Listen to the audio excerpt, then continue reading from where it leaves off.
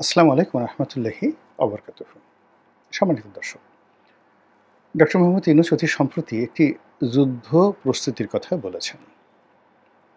স্বাধীন বাংলাদেশে এত স্পষ্টভাবে রাষ্ট্র ক্ষমতায় বসে কোনো রাষ্ট্রনায়ক বা সেনানায়ক এভাবে যুদ্ধ প্রস্তুতির কথা বলেননি। তার এই বক্তব্যটি ব্যক্তিগতভাবে আমার খুব পছন্দ হয়েছে এবং আমি মনে করি তার এই বক্তব্যটি যথার্থ, বাস্তবসম্মত এবং রাষ্ট্রনায়কোচিত। রাষ্ট্রের যে নায়ক তাকে আসলে এভাবেই কথা বলতে হয়। এখানে কোনো হাঙ্কি-পাঙ্কি চলে না। আমাদের দেশের যারা রাজনীতিবিদ বেশিরভাগই ভণ্ড। তারা মাইকে বলে এক কথা, ক্ষমতার সামনে গিয়ে বলে এক কথা, স্ত্রীর কাছে বলে এক কথা, আর টিয়ার বিখা দেখলে তাদের সমস্ত বিবেক বুদ্ধি নষ্ট হয়ে যায়। এরা যখন কারাগারে যায় তখন খুব কান্নাকাটি করে আল্লাহর কাছে।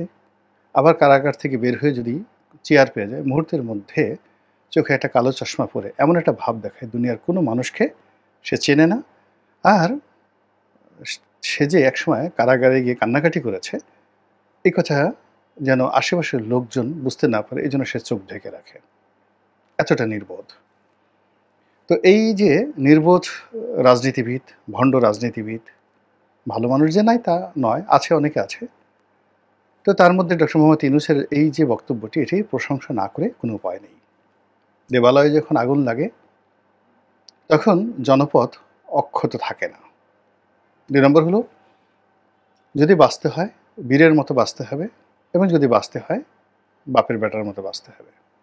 প্রকৃতিতে লক্ষ্য করুন, একটি পিঁপড়া সে যখন দেখে তার আর বাঁচার আশা নেই, সে কিন্তু আপনাকে একটা মরণ কামড় দেবেই।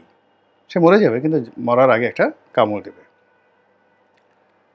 এরপর আপনি একটা গরু বা একটা ছাগল, ও যখন দেখে যে আর বাঁচার কোনো জায়গা নেই, ও তখন সঙ্গে সঙ্গে কিন্তু আঘাত করে। এটা প্রকৃতির একটা নিয়ম। আর মৌমাছির মতো উন্নত প্রজাতির যে সকল পতঙ্গ রয়েছে, এরা এতটা শক্তিশালী, এরা প্রতিশোধ পরায়ণ, ঐক্যবদ্ধ এবং তাদেরকে যারা আক্রমণ করে তাদের, যাকে বলা হয় হৃদমের বাইরে গিয়ে জীবন দিয়ে তারা সবাই সম্মিলিতভাবে সেটা প্রতিরোধ করে। প্রকৃতির মধ্যে মৌমাছি একই আপনি কাকের মধ্যে দেখতে পাবেন, তারা কখনো ছাড় দেয় না। হায়নার মধ্যে দেখতে পাবেন।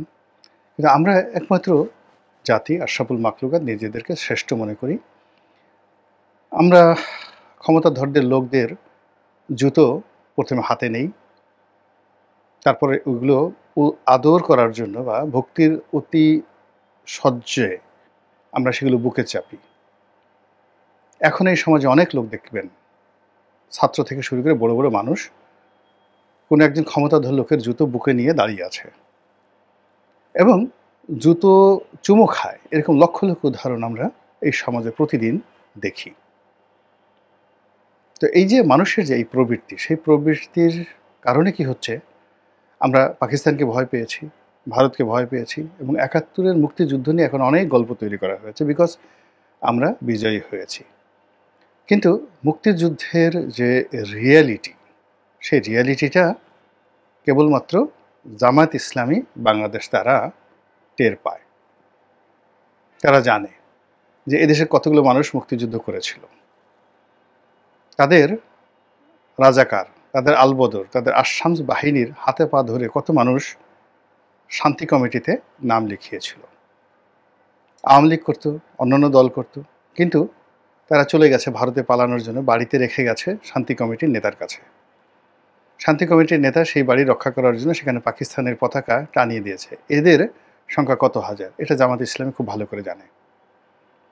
ফলে কি হলো, জামাত এখানে আর যা হোক না কেন তারা কিন্তু মুনাফিকি করছে না।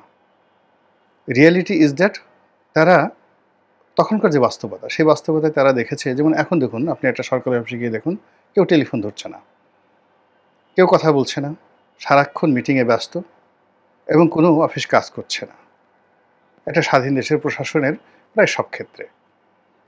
কিন্তু পাকিস্তান জমানাতে গিয়ে দেখেন, ১৯৭১ সনের একেবারে ডিসেম্বর মাসের ১-২ তারিখ পর্যন্ত সরকারের রাজকোষ থেকে নিয়মিত বেতন নিয়ে আছে, বেতন ভাতা পরিশোধিত হয়েছে, টেলিফোন, ডাক বিভাগ চিঠিপত্র প্রত্যেকটা জিনিস টু দি পয়েন্টে বিতরিত হয়েছে। চৌকিদাররা দায়িত্ব পালন করেছে, পুলিশ দায়িত্ব পালন করেছে, থানাগুলো লুট হয়নি, সব কিছু ইন অর্ডার ছিল। তো কাজেই এই যে আমরা যে ইতিহাসগুলো পরবর্তীতে তৈরি করেছি, যা ঘটেছে তা আমরা বলিনি, আর যা মানে ঘটেনি তা আমরা বলছি। তো সেই দিক থেকে প্রচলিত রাজনীতির বাইরে গিয়ে ডক্টর মোহাম্মদ ইউনূস এখন যে কথাটি বলেছেন, I should salute him, we should salute him. সামরিক শক্তিতে আমরা কিছু না, পাকিস্তানের সঙ্গে আমরা কিছু না, ভারতের সঙ্গে আমরা কিছু না, কিন্তু 18 কোটি মানুষের যে সেনাবাহিনী রয়েছে আমাদের এখন, এটা হিউজ। আমাদের জাতীয় বাজেটের আমরা কত টাকা এই সেনাবাহিনীর পিছনে খরচ করছি, নৌবাহিনীর পিছনে খরচ করছি, বিমান বাহিনীর পিছনে খরচ করছি। প্রতিটা মুহূর্তে যদি আমাদেরকে আতঙ্কে কাটাতে হয়, ভয়ে কাটাতে হয়, তারপর আমাদের সীমান্ত যদি অরক্ষিত থাকে, ভারত যদি ইচ্ছা করলে এখানে প্রতিটা মুহূর্তে পুশিং করতে পারে, মায়ানমারের রোহিঙ্গারা যদি এখানে অনায়াসে চলে আসতে পারে, তাহলে এইগুলো রেখে লাভটা কি? এখানে তো আমাদের একটা শক্তিমত্তা লাগবে। আইদার আপনি সেই যাকে বলা হয় অধীনতামূলক মিত্রতা, লর্ড ডালহৌসি যেটা চালু করেছিলেন, সে অনুযায়ী আপনি আমেরিকার সাথে বন্ধুত্ব করেন, তাদের সেনাবাহিনীর একটা কন্টিনজেন্ট এখানে রাখেন। সিঙ্গাপুর তো সেনাবাহিনী নেই, চলছে না। সুইজারল্যান্ডেরও তো সেনাবাহিনী নেই, চলছে। জাপান দীর্ঘদিন তাদের সেনাবাহিনী ছিল না, দ্বিতীয় বিশ্বযুদ্ধের পরে চলেনি, চলছে। 100 টাইমস বেটার দ্যান আস। কিন্তু যখন আপনি থাকবেন, আপনি বন্দুক নিয়ে ঘুরবেন না, বন্দুকে তো গোলাবারুদ থাকতে হবে, আবার গোলাবারুদ থাকতে হবে, কিন্তু আপনি শত্রুকে না মেরে আপনি মিত্রকে মারলেন, এবং এই গোলাবারুদ আমাদের দেশের সাধারণ জনগণের উপর এগুলো মানে আপতিত হবে। এই বিষয়গুলো নিয়ে খোলামেলা আলোচনা করা দরকার, এবং ডক্টর ইউনূস যে বিষয়টি তুলেছেন, এই বিষয়টি নিয়ে আসলে এই মুহূর্তে যারা দেশপ্রেমিক তাদের সবাইকেই কণ্ঠস্বর উঁচু করা উচিত। এর কারণ হলো, এই যুদ্ধ শুরু হয়েছে, যুদ্ধ শুরু হওয়ার পর থেকে আমাদের সীমান্তে ভারতের গুজরাটের অধিবাসী লোকদেরকে পার্বত্য অঞ্চল দিয়ে পুশিং করা হলো। তো ওখানে আমাদের বিজিবি কী করেছে? ওখানে আমাদের সেনাবাহিনীর যে ক্যান্টনমেন্টগুলো রয়েছে, খাগড়াছড়ি, বান্দরবন, কক্সবাজার, তো এখানে আমরা কি পরিমাণ ব্যয় করি তাদের পেছনে বলেন? কেন এই মানে এই 150-200 লোক যদি ঢোকাতে না পারে, তাহলে পুরো চট্টগ্রাম রিজিয়নে সেখানে আমাদের কত ডিভিশন সৈন্য রয়েছে, কতজন মেজর জেনারেল রয়েছে, তাদের ট্রেনিংয়ের জন্য পোশাক বাবদ, অস্ত্র বাবদ, গাড়ি বাবদ আমরা কত টাকা খরচ করছি? এই 123 জন লোক আমরা বন্ধ করতে পারছি না। কিংবা এই যে মায়ানমার থেকে 1,40,000 লোক এই সময় ক্ষমতা আসার পরে, সরকার আসার পরে কেন ঢুকলো, কীভাবে ঢুকলো? আমাদের সীমান্তে যারা দায়িত্বে নিয়োজিত তারা এই 1.5 লাখ লোক ঢুকালো। এখন এই 1.5 লাখ লোক যদি বলা হয় এরা ক্যান্টনমেন্টের মধ্যে থাকবে, এরা বিজিবির কোয়ার্টারের মধ্যে থাকবে, এবং এদের পিছনে যত খরচ যায়, ওখানের যত মানে স্টাফ রয়েছে তাদের বেতন ভাতা বাদ দিয়ে এদেরকে খাওয়াতে হবে। আপনি দেখবেন যে 1 ঘন্টার মধ্যে সব সোজা হয়ে যাবে। ডক্টর মোহাম্মদ ইউনূস আসলে এই কথাটাই বলেছেন। এখন ধরুন, পাকিস্তানের সঙ্গে আমাদের যে সম্পর্ক, সেই সম্পর্ক যদি আমরা টেনে নিতে চাই,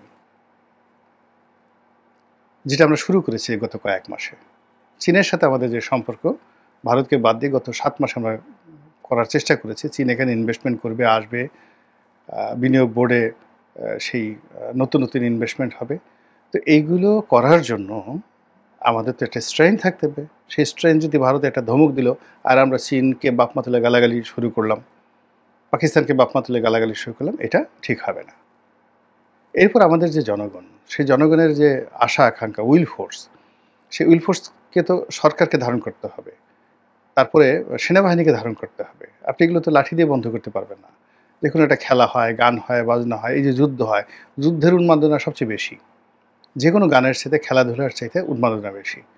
এখানে ওয়েস্ট ইন্ডিজ ইংল্যান্ডের খেলা হলে আমরা পাগল হয়ে যাই, অস্ট্রেলিয়ার সঙ্গে ইংল্যান্ডের টিমের খেলা হলে আমরা পাগল হয়ে যাই, ভারত পাকিস্তানের ক্রিকেট টিমের খেলা হলে আমরা পাগল হয়ে যাই, বাংলাদেশের সঙ্গে যদি শ্রীলঙ্কার খেলা হয়, বা বাংলাদেশের সঙ্গে যদি ভারতের কোনো ম্যাচ হয়, সেটা T20 বলেন কিংবা ওয়ানডে বলেন, আমরা পাগল হয়ে যাই।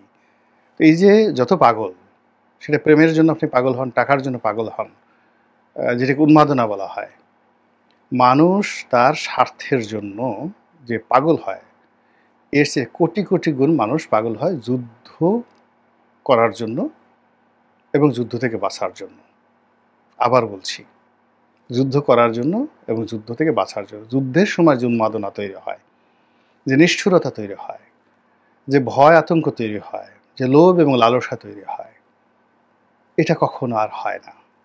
একটা পরিবার, আপনি চিন্তা করুন যে একটা পরিবারে একটা সৈনিক ঢুকলো,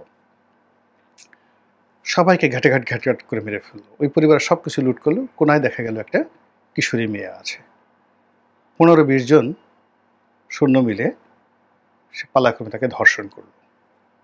হাজার হাজার বছর ধরে এটা চলে আসছে এবং এখন এটা চলছে। আগামীতে যদি বাংলাদেশে এরকম একটা যুদ্ধের মধ্যে ঘটনা ঘটে, 71-এ 2 লক্ষ মা বোন ধর্ষিত হয়েছে, এখন কত হবে? 2 কোটি মা বোন ধর্ষিত হবে। তখন আপনি কি বসে থাকবেন, আঙুল চুষবেন? এই কথাটি ডক্টর মোহাম্মদ ইউনূস বলেছেন। এবং সেটার জন্য এই যে পাশের বাড়িতে যুদ্ধ হচ্ছে, তো এটা একটা বোমা আমাদের দিকে আসবে না, পাশের বাড়িতে মানে কি? মায়ানমারে যুদ্ধ হচ্ছে, পাকিস্তানে যুদ্ধ হচ্ছে, ভারতে যুদ্ধ হচ্ছে। তা আমরা এখানে বসে বসে কি করব? আমরা বসে বসে ইয়ানফসি ইয়ানফসি রব্বি জিদনিল মা, আল্লাহ আমাদেরকে আরও জ্ঞান দান করো। তারপরে রব্বি ইশরাহ লি সদরি ওয়া ইয়াসসির লি আমরি ওয়াহলুল উকদাতাম মিন লিসানি ইয়াফকাহু কাওলি। হে আল্লাহ, আমাদের জিহ্বার জড়তা দূর করো, আমাদের বুককে প্রশস্ত করে দাও। আমরা এগুলো দোয়া দরুদ পড়ব? কিংবা লা ইলাহা ইল্লাল্লাহ, বাইম মাস তুই চলে যা, বাইম মাসের গল্প বলবো? Not like that. এখানে আমাদেরকে ওই যে পরিবেশ পরিস্থিতি, সেই পরিবেশ পরিস্থিতিতে যার যা কিছু আছে তা নিয়ে লড়াই এবং সংগ্রামের জন্য প্রস্তুত হতে হবে। যদি বিরূপ পরিস্থিতি আসে, লড়াই করতে পারবো। আর বিরূপ পরিস্থিতি যদি না আসে, তাহলে ওই যে প্রস্তুতি, এই প্রস্তুতি আমাদের ব্যক্তিগত জীবনে লাগবে, রাষ্ট্রীয় জীবনে লাগবে এবং জীবনটা একটা শৃঙ্খলাবদ্ধ হয়ে যাবে। মহান আল্লাহ আমাদের সবাইকে হেদায়েত দান করুন এবং হেফাজত করুন। আসসালামু আলাইকুম ওয়া রাহমাতুল্লাহি ওয়া বারাকাতুহু।